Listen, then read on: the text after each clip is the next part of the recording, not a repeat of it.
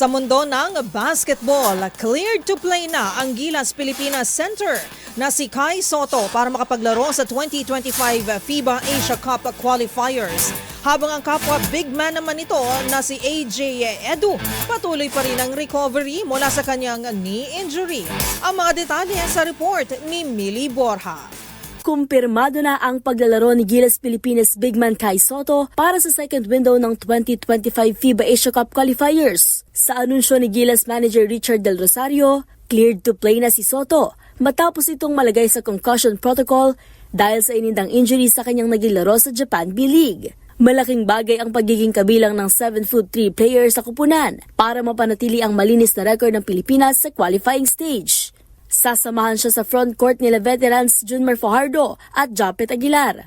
Habang ang kapwa big man naman ito na si AJ Edu, patuloy pa rin ang recovery mula sa kanyang knee injury na natamo rin sa B-League. Bukas, araw ng Huwebes, magsisimula na ang kampanya ng National sa second window ng qualifiers, kung saan una nitong makakaharap ang New Zealand bago makalaban ng Hong Kong sa Linggo, November 24 sa Mall of Asia Arena sa Pasay City. At yan ang mga latest updates sa mundo ng sports. Para sa MBC TV Network News, ito si Millie Borja, una sa Pilipinas, una sa Pilipino.